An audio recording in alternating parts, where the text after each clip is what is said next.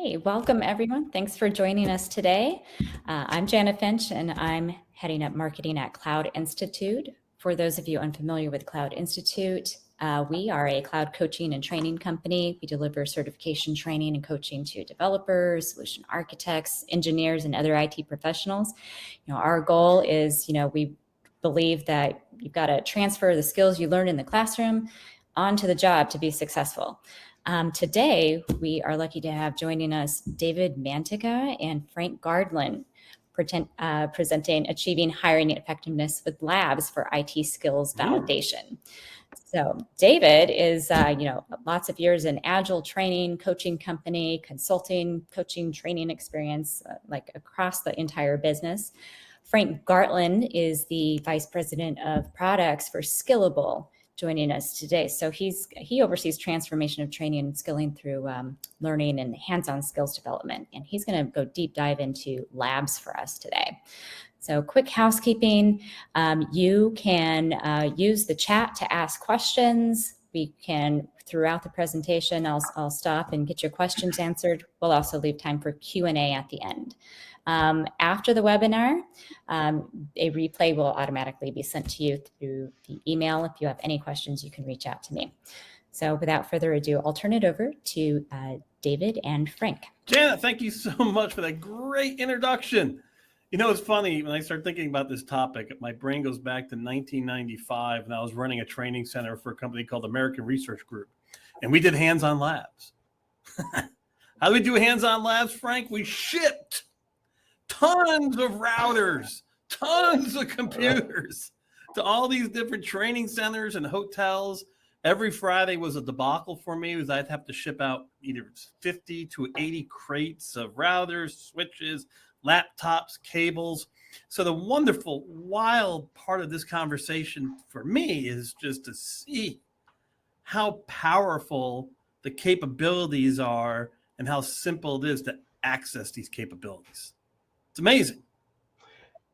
I'll tell you, it is amazing. And it's one of the reasons I started with this graphic, like it's kind of our starting place. Because, when you think about the journey that we're all on together in terms of skilling, there's a lot of stuff behind us. Right? There's a lot of stuff back there. And a lot of those things that are behind us kind of guide what our perception is and what our perspective is of what our path could be going forward. But I'd like to just say that, hey, it is open green field. I think there's a lot of possibilities that I don't think a lot of you are going to be surprised about.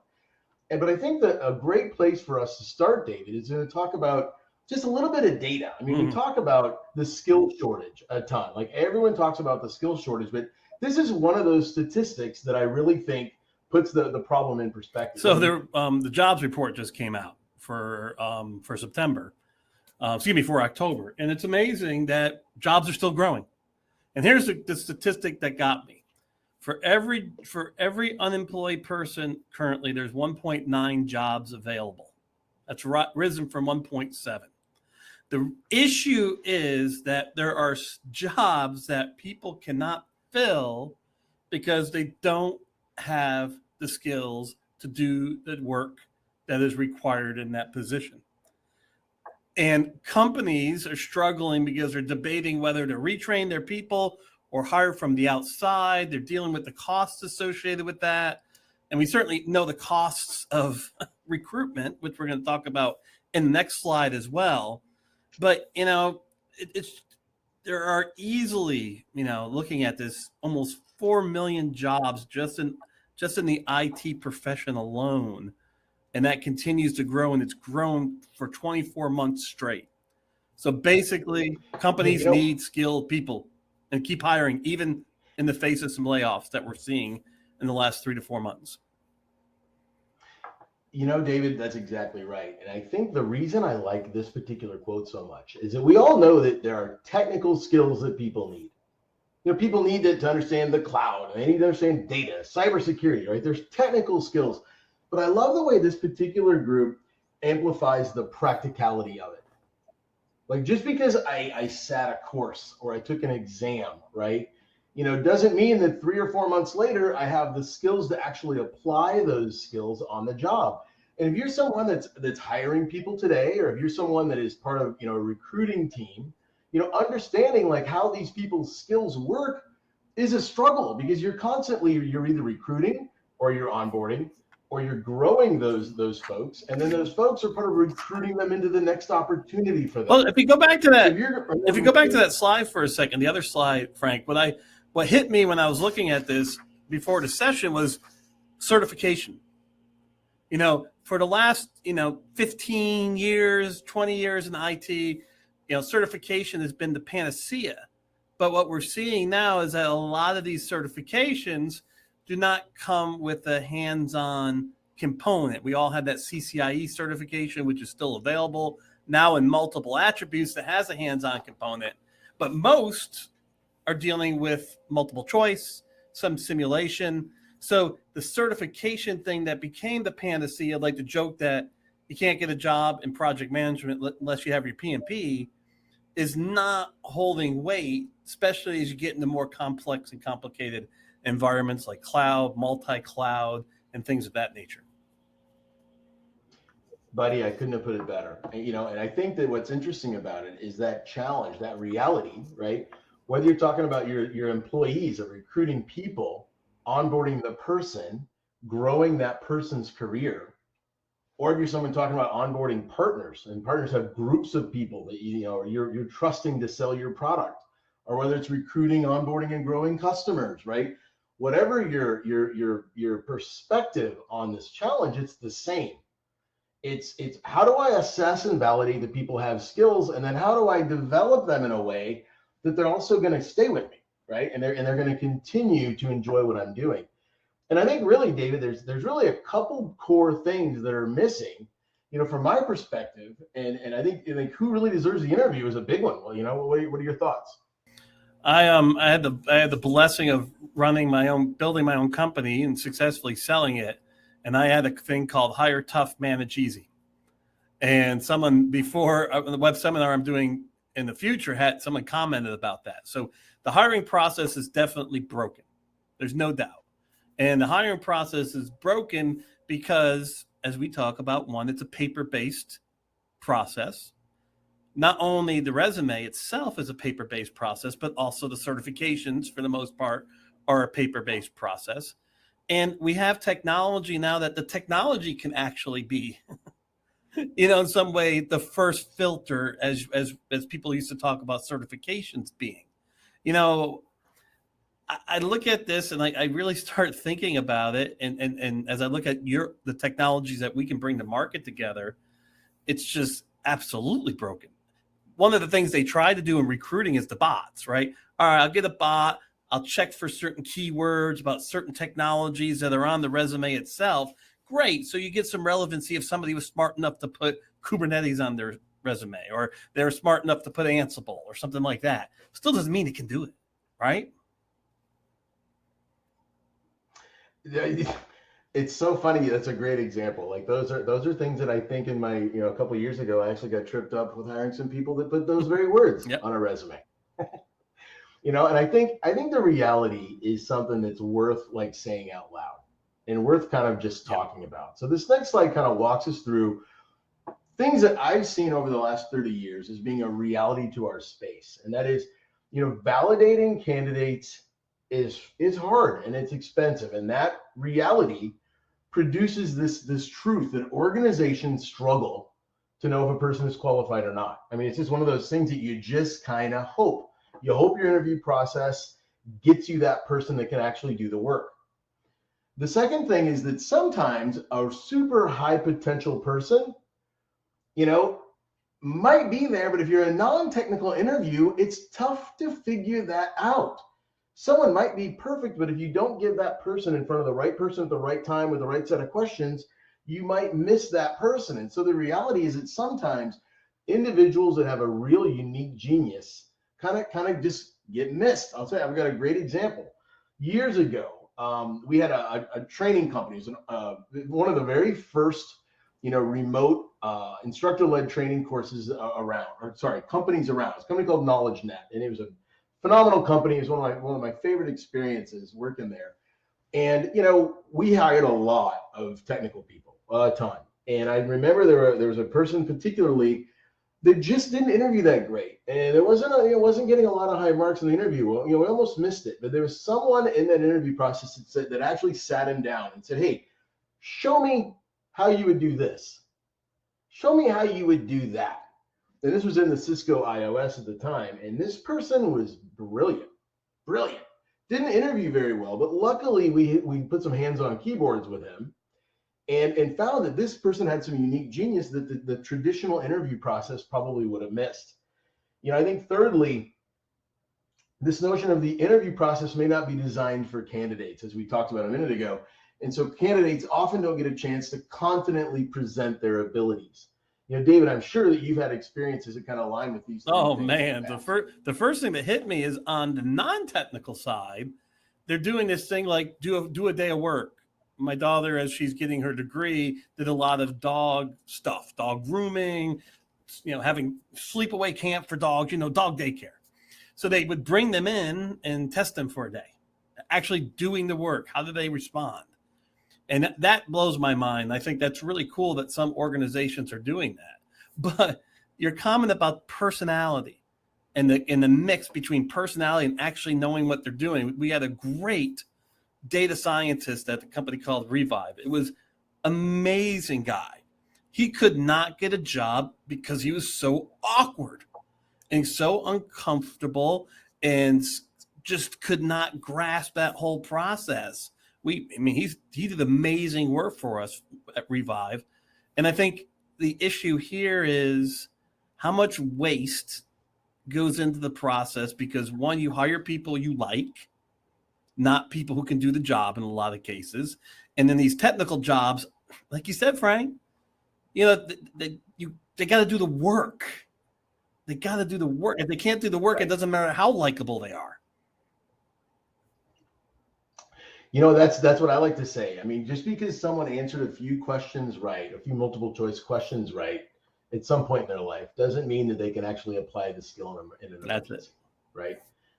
And this is the thing. So I guess the crux of this conversation, what I think David and I are trying to really get all of us to think about, right, is just as human beings trying to do our best is, hey, how would your world, like let's say you're a hiring manager, put yourself there, you're a recruiter. If you looked at if you had a way to say, hey, these 3 people out of the 10 that I've narrowed it down to are really the most likely to have the skills. Like, just think about that. If you said, okay, we've got a process that can get it down to 10, but you could say, you know what, these 3 out of 10 are the most likely to do the job. Like, how would that change your life? Geez, as a hiring manager, I don't know how to even start to answer that. But David, how would you answer? Oh man! First, I believe in the rule of 3, which is you get down to the point where you get 3 people you want for the job, and then you send them on to the second stage, which is cultural fit, growth potential, integrity, characteristics like that. So, it would save so much time right there. At least 3 or 4, if you added up all the time of all the people that touch before you get to those 3, 3 or 4 days of work combined, maybe more combined per tech role. I think you're right. And so I think what we have seen, and this is what Dave and I would like to bring to all of you, is what we've seen is there is a way today to bring hands-on to the equation. And I think historically the problem has been folks look at labs as like, okay, labs are for the training class. And, as Dave started the day with, it's like, oh my gosh, what a lot of work that is. We're shipping stuff places, there's setup. And how many times, is Monday morning? Oh, you have no idea. Company, I'll just tell you, it's stressful, so stressful. Which labs are going to work, which ones won't, which person's going to have to buddy up with his partner, right? The world of the 90s and the 2000s taught people that you build labs to work. Like, that's the deal. You build labs to work. I think that what Skillable has learned with all of our partners, right, is that labs are getting to work is not the problem. Now for us, it's about we're going to get labs that teach and labs that validate. Like, that's the difference, right? So having a circumstance where I can put a lab in front of a candidate and say, hey, can you do the job? Go figure it out. You know, and even if it's something you can't do, like you're an adult, you can figure it out, you can research. If you can figure it out, that's part of what I want to learn, like as a candidate, you know, for these candidates. And so there's an offering that we have, it's Skillable, that's called Challenge Labs. And so the idea of Challenge Labs, and this is kind of a, you know, an interesting slide. I put the slide together. I don't really like it. It's a little boring for me. But the idea is that Challenge Labs, it's a catalog of scored hands-on experiences.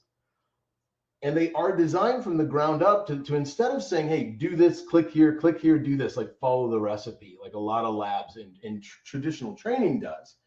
It's a go do this. Now do this, configure this, right? And it's kind of challenging the learner, challenging the candidate, challenging the human being, the person, right? To actually do something. And then we actually validate their performance based on the outcome of what they really did. Not based on how did they answer a question. Now, of course, you can fold assessment questions into these, but with Challenge Labs, we don't, right? And you just think of what is a challenge lab. I mean, essentially, you know, this is kind of a screenshot of one, and you know, you can't really read it, and that's okay, because for this, we're not doing the technical side of this, so that's a different conversation. But imagine that over here on this side, this is the actual environment. It could be a Windows machine. It could be AWS, like the actual live, what we call a cloud slice of AWS, or it could be Azure. It could be a Linux machine in a VMware VM. It could be just about anything that you can imagine over here, right? This is where I'm doing my work, and these are the instructions. So this is what we want you to do. Go create an AWS cloud network, Mr. Candidate. And if you do it correctly, this lab will score you. And then we will let your hiring manager, we'll let the recruiter, we'll let whoever, you know, the situation details, like see that data. You know, that's kind of what I know. This is what I'm so excited about our partnership with Cloud Institute, because Cloud Institute is using these labs for exactly this. David, what are your thoughts, bud? Oh, you know what? He's back. He's back. Okay. Well, I'd like to say I'm back. I'd like to Keep say going. He's back and better than ever is what I'd like to say. That's right. And I had so many comments I wanted to make when you were talking about the labs, but keep going. I'll jump in later. No, hey, that's great. So I think that if this is what a lab is, I mean, here's the thing. I'm a guy that likes to talk about real world. I mean, the lab is real world, right? The reason I want to validate someone in the real world instead of with just an assessment, right, is that real world talks, like real world means something. And so let me walk you through a quick case study. And I've hidden a few of the bullets so you don't read ahead, but there's a partner we have called Codify. And Codify, they're based in Australia, but they do a lot of business throughout Asia Pac. And they really focus on Azure. And so their big thing is, how can we find people that really know these skills? They do very advanced level things. Their projects are no joke. Like, these are not just, hey, we're just setting up Azure and we want to do some simple things. Like, these are real heavy technical projects. And so they, for years, relied super heavily on just recruiters. They did the typical thing. Like, hey, I've got a whole big budget for recruiting, and I'm gonna hope to get our recruiters to give us the right people for the right job, right? And they found that this worked, but it was tedious and it took time. And there were so many applicants, and so few of them were truly qualified for the role that they were saying they were qualified for. So what they wound up doing is they wound up partnering with us. They partnered with us for training some of their folks, right, already. And then they kind of, as we were talking to them, we're like, well, hey, why don't you use Challenge Labs for validating candidates? And they were one of the first, like probably in our first 2 or 3 customers that actually used Challenge Labs for this particular use case. And I added a few quotes there that you all have probably read. But for the most part, they were like, you know, if a candidate is willing to spend an hour, 45 minutes or so doing a lab, that tells me that they're committed. They're not just, you know, that they really want the job, right? And that's kind of a nice thing to know. Like, they've got a personality trait of, I'm not just going to yawn this off. Okay? The other bit is the conversation that they have with the student, or sorry, the candidate afterwards is so much more rich, because now there's a shared experience. Instead of me just going, you know, trying to envision what you did in your last job and hoping that sort of applies, I'm trying to draw, I now have a shared experience that we can talk about, and I can ask some questions about how this person thinks through things. And even if they failed the lab, sometimes, you might pull that person in for an interview for other reasons, right? And you find that, hey, this person actually thought through this really well, right? David, let me give you an opportunity to make some comments about how this might apply. Yeah, this case study is awesome, and there's so many other potential use cases that we could get into. Let's first talk about, like you said, the challenge labs. Get them in there. They have to figure something out. They fail. Okay, great. Just like you said, they fail. Okay, bring them in. Why? What were you thinking about? What problem-solving techniques were you using? What could you have done differently to get there? The conversation changes, and the person conducting that conversation changes just from that one aspect. So if you were looking for someone who had a specific skill set need, say you wanted someone that could customize and work within a Docker environment, all right? So the technology ultimately could allow them to walk into either a full DevOps container environment with the Docker element to it, or walk into just the Docker element and give them the chance to access and do their customization and their challenge. Ultimately, in the future, you'll be able to potentially record their activities, how they did and what they did. But before that, you still get an output of what's going on. All right. They could talk the talk. They could understand it. They could do basic work. I think some people get scared that, oh my God, I don't want to show this because I'm going to get in trouble. I'm not going to be able to do it. So you have some of the isometric issues and potentially some of those legally challengeable issues that you have in certification. But it's the issue here is you don't have to have this as, oh my God, if they pass, they get in. If they fail, they don't. It's just one level. It's like any other type of assessment, but it's more real world. Darlene has a question. Would the labs work to vet help desk, systems engineers, network engineers, or better aligned to more senior level cloud, cyber, DevOps engineers? So Frank, what's your thought on that question, Darlene's question? Yeah, I'm typing to it right as you're answering. I'm like, man, David is on it like sausage on a pizza. It's good. So Darlene, this is such a great question. The idea here is yes, if you're looking for a network engineer, then you would look through the Challenge Labs, library with Cloud Institute, and you would choose the right labs for that particular role. Like we have almost 1,100 labs, and we're adding labs every single month. So the idea is, if we've got a ton of DevOps, kinds of labs. So you want DevOps with Azure? Do you want DevOps with AWS? Like what is your scenario? Cloud Institute and Skillable in some cases can help you pick the right labs. You put those labs, into let the candidate trip across them where you want them to in that recruiting journey, right? And then you use those scoring reports and however else you want to use them, and Frank, potentially adjust the business model. So the cost side of it makes sense based on the amount of labs that you're utilizing and how many people you feel can utilize it. So I also think some people think, well, I see all this, I buy it, I have to buy and I get all the labs. And so I have to buy all the labs for anybody, and they might just need it for an hour. But the business models can adjust accordingly based on how many labs are going to access, how many simultaneous accesses you want into the labs, that type of thing, correct? Yeah, absolutely. Like that's the fun part too, is that because we have so many labs and the price point is so low, it's kind of it opens up the doors of flexibility. Like, hey, pick a role, pick 3 roles, right? And then, hey, let's add 10 roles because this works so well. Like you can kind of pick and choose. Hey, we might want 1 lab at this place, and then later in the process, we might want 2 different labs. Like you can you can experiment and explore, because the model is built to allow you to experiment and explore, because everybody's hiring process is a little bit different. And based on some of the work we've done together, the API situation is not as difficult as people think. You can look at single sign-on solutions to make it very smooth and easy process for a potential recruit to come in, take the lab, have that lab information processed and over to you, that you can use that if you want to take that person to the next level. Darlene has a question here about assessments, though.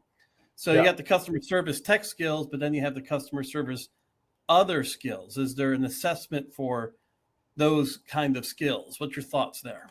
Yeah, these are great. So today, our current challenge labs do not really have a component for finding out like more of the, what we used to call soft skills. There's a lot better terms for that now, right? But power skills. Power skills is that's the one. That's my favorite one. Exactly, the power skills. I think we do have, as we're planning for 2023. In fact, I'm leaving. I left a remote kind of half-day offsite talking specifically about what we should do in 23 to evolve challenge labs. That's what I'm going to go back to as soon as this is over.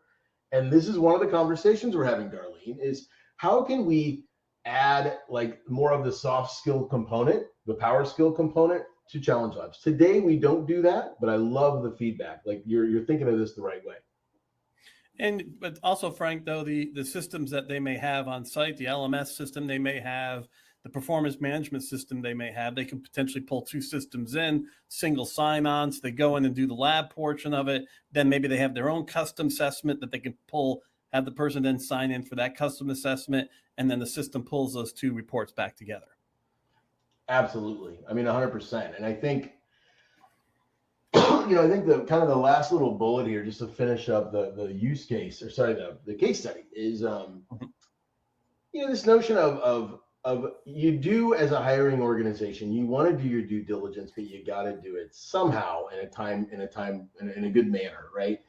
And this notion of having something that validates that the candidate can actually do the work has just proven to be a huge value to this particular partner. And I would just love to hear from some of the rest of you in the audience. Like Darlene, of course, would love to hear some more questions from you, but the rest of you too, do you have a particular scenario that you're curious on how this might apply? That's a great thought, Frank. See what they've got. I mean, I still keep thinking back to my challenges looking for a data scientist, and then also looking for someone who could use certain Google tools associated with machine learning, and how hard it was to quantify whether they could do the job or not. While we're waiting for someone to come up with a question, I have one. I'm wondering if we could talk more about, is there a way to, customize for maybe you have a very unique stack situation? Now, is there an opportunity to customize labs that are for you, or is everything just, the library and it is what it is? No, it's a great question. This is something that actually one of Cloud Institute's great customers is actually inquiring about, because they're like, hey, we love this idea. This is great. But they're stumbling into a similar thing that some of our enterprise customers would like. Is they're like, by the way, I will say this. We typically get this request for more enterprise level customers as opposed to folks that are looking for a recruiting scenario. If it's only a recruiting scenario, some of this doesn't typically matter as much, right? But the idea is, hey, we like to tailor the instructions so that the scenarios, because these are all scenario-based labs, right? That these scenarios more aligned to our own environment. Like maybe the domain names are our domain names, so that the learner, the candidate, can actually understand, like they can assimilate that, hey, this actually is our place. Like this is what we're talking. That's that job I want to get. I want that job, and I know that this is the environment that they're talking about, right? So we do have ways to tailor the instructions today, but one of the things we're talking about for early 23 is really having even an easier way for our partners and customers to tailor the instructions. That's a super good question. In fact, I'll give you another example. Like, wouldn't it be cool if as a candidate or as a learner, and I start the lab, and what you as an organization have said is you said, hey, I want this person to be able to choose whether they want to do this particular thing in a Linux box or in a Windows box.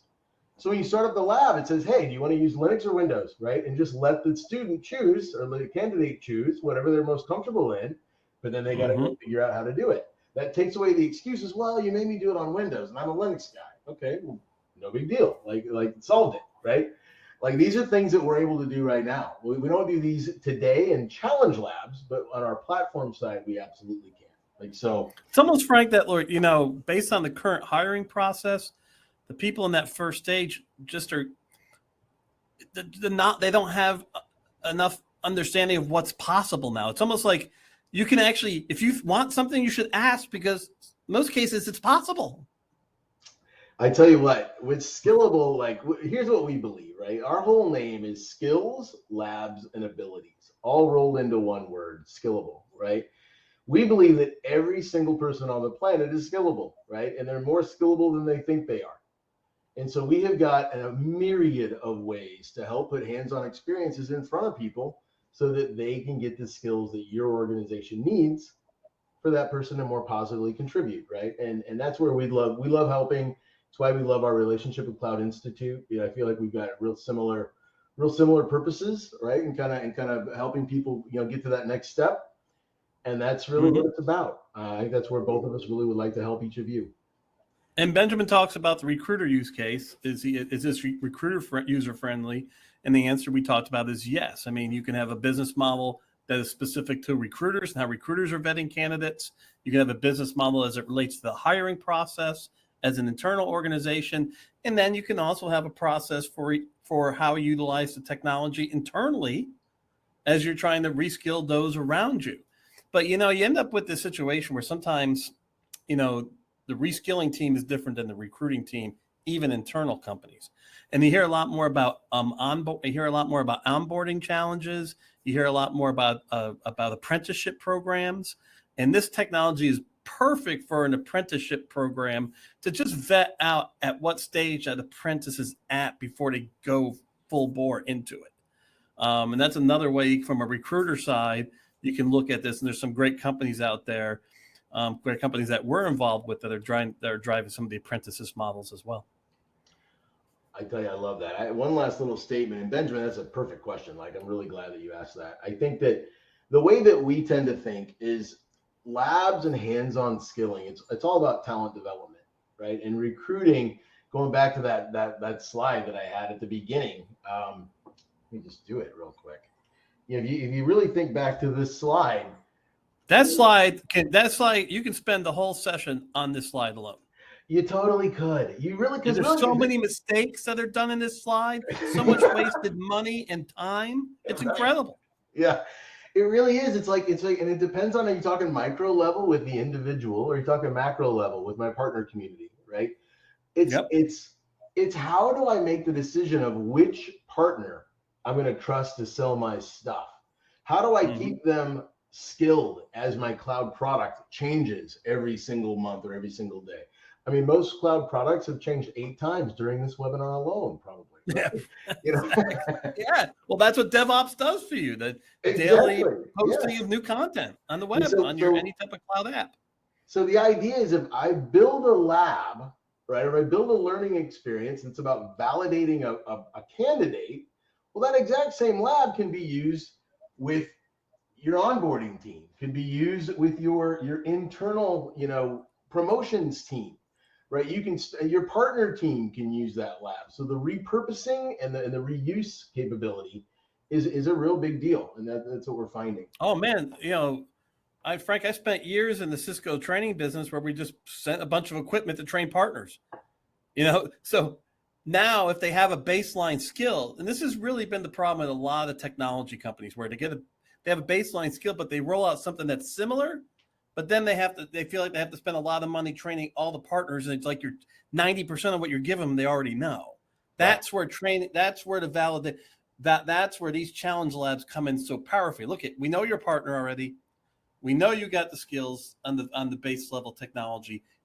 We made some changes, validate yourselves. We made some changes, validate yourselves. And if you don't validate right, we can give you a couple of hands-on practices as well. Love it. I mean, I couldn't have said it better. Well, I'll tell you what, I'm happy to stick around for another question or two, but just if we don't get a chance, just to say it out loud, you know, Jana, thank you so much for inviting, you know, Skillable and me and participating in this. And David, always a pleasure, man. You're a lot of fun.